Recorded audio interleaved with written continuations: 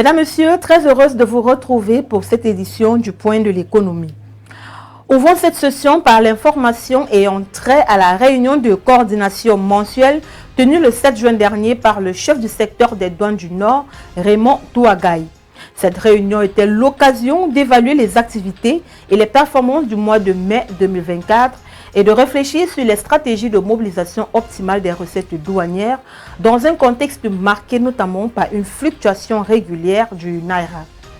Après des échanges fructueux, certaines recommandations ont été formulées, notamment l'amélioration de la prise en charge des marchandises par l'exigence des fiches d'écort contresignées par le propriétaire ou le transporteur lors des contrôles à la détention et à la circulation, la captation de toute marchandise taxable dans les postes des douanes, le renforcement de la vigilance et du professionnalisme dans le dédouanement des marchandises prohibées à titre relatif comme les herbicides et pesticides, en exigeant les autorisations et homologations du MINADER en prévision de la saison pluvieuse. L'augmentation des minima de perception sur les carreaux, l'assignation des objectifs aux chefs d'unité en matière de production du travail extra-légal, l'exhortation de tous les chefs d'unité à améliorer la qualité des recettes contentieuses, l'organisation ponctuelle d'une opération conjointe avec les forces de maintien de l'ordre pour lutter contre la contrebande. Au Cameroun, selon la note sur l'évolution des prix à la consommation finale des ménages en avril dernier, rendue publique par l'Institut national de la statistique le 6 juin 2024, les prix à la consommation ont augmenté de 0,6% sur un mois et de 6,3% en moyenne sur les 12 derniers mois de l'année.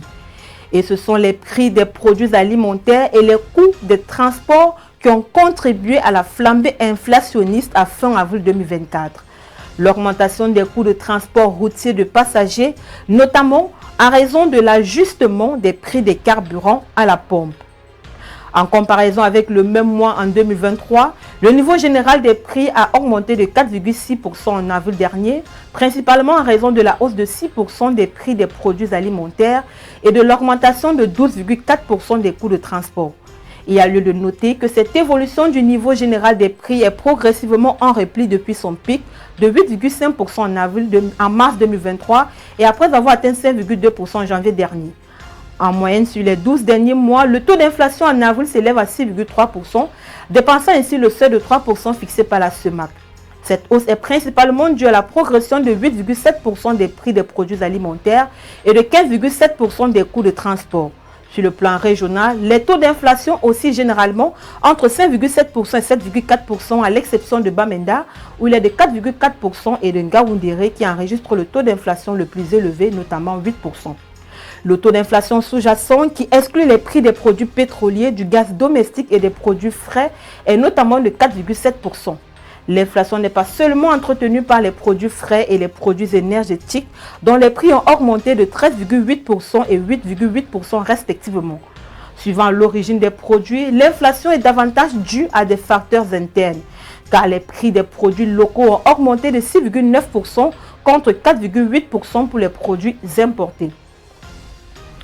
Au terme d'une audience tenue le 6 juin dernier au cabinet du ministre gabonais de l'Industrie, le Dr François Mbongo Rafemo Bourdette, les diplomates coréens et brésiliens ont réaffirmé leur volonté à accompagner le Gabon dans le cadre d'un renforcement de leur coopération.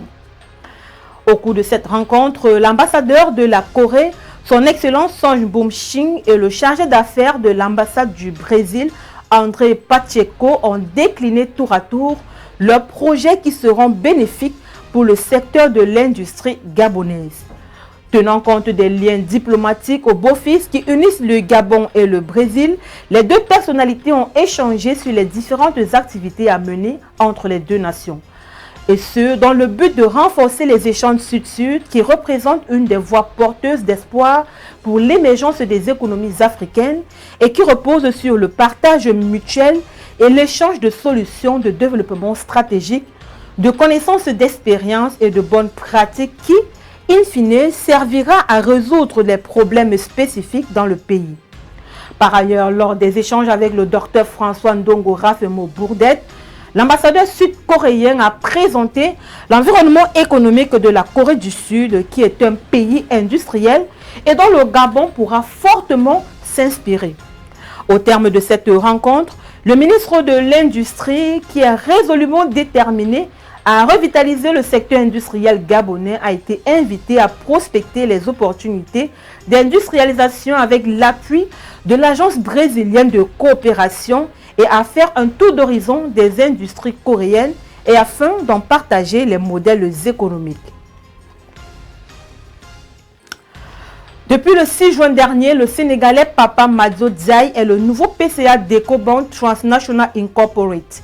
Il remplace à ce poste le Camerounais Alain Conchou, qui a passé près de 9 ans à la tête de cette institution. Cette nomination fait suite à une décision du conseil d'administration prise le 6 juin à nommer en marge de la 36e édition des Assemblées générales de la Banque panafricaine. Le groupe compte tirer profit des connaissances et de l'expérience de Papa Madio Diaye en matière d'investissement dans les services financiers. Titulaire d'un MBA de la Wharton School of Business, un MA en affaires internationales de l'Institut Lauder de l'Université de Pennsylvanie et un MBA en économie de Harvard College, Papa Madio Diaye est principalement connu comme le directeur général et le fondateur d'Afrique Fund. Avant de fonder Afrique Fund, il a été directeur des investissements chez Emerging Market Partnership EMP à Washington. Là, il y a joué un rôle clé dans la levée de 407 millions de dollars pour le Fonds d'infrastructure africain AIG en 2000, qui était à l'époque le plus grand fonds panafricain. Avant de rejoindre EMP, Papa Madio Diaye est passé notamment par la Société financière internationale où il dirigeait les investissements en actions et en dettes pour des institutions financières africaines entre 1996 et 2000. Ses débuts professionnels chez Salomon Brothers et plus tard au sein du groupe des marchés émergents de JP Morgan en 1992 ont jeté les bases de son expertise dans le trading de titres en Afrique et au Moyen-Orient qu'il a lancé en 1994. En 2000, Diaye est devenu conseiller spécial pour les affaires économiques et financières auprès du président de la République du Sénégal. Il a également été président du Conseil consultatif économique et financier à la présidence au Sénégal. Papa Madio Diaye prend la tête du conseil d'administration d'un groupe bancaire qui sort d'une période assez difficile et devra travailler au retour des dividendes. De plus, il devra s'atteler à la résolution des problèmes rencontrés par la filiale nigériane du groupe qui traverse une période particulièrement difficile. Selon le gouvernement tanzanien, les mines et les carrières ont ajouté en 2020 environ 4,2 milliards de dollars américains au produit intérieur brut dans le pays. Dans le cadre de la vision nationale de développement du gouvernement, le secteur minier devrait contribuer à hauteur de 10% au PIB de la Tanzanie d'ici 2025. Depuis le mois de mai dernier, la Tanzanie a engagé un projet de politique qui oblige les minéraux à être extraits et traités dans le pays.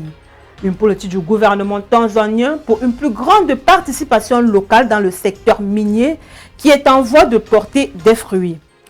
En effet, depuis le mois de mai dernier, le Parlement tanzanien examine un projet de loi qui viendra renforcer la loi minière de 2017-2018 et ses amendements ultérieurs en 2019 qui donnent la priorité à l'implication des entreprises et des particuliers tanzaniens. La nouvelle politique, quant à elle, exige que les minéraux soient extraits et traités dans le pays, ouvrant ainsi la voie à une industrie minière plus inclusive et durable. Les experts estiment que cela augmentera les recettes d'exportation, favorisera le transfert de technologies, améliorera les compétences locales et créera des emplois. Le pays, dans sa démarche, n'exclut pas la possibilité d'accueillir de nouveaux investisseurs ou d'octroyer de nouveaux permis d'exploitation. À l'occasion du premier sommet Corée-Afrique tenu à Séoul les 4 et 5 juin dernier, la Tanzanie a annoncé qu'elle va sécuriser l'approvisionnement en minéraux critiques dont la tanzanite et le graphite pour l'industrie coréenne des batteries. Mesdames, Messieurs, c'est ici que se referme ce point de l'économie. Merci de l'avoir suivi. Les programmes se poursuivent sur nos différents supports numériques.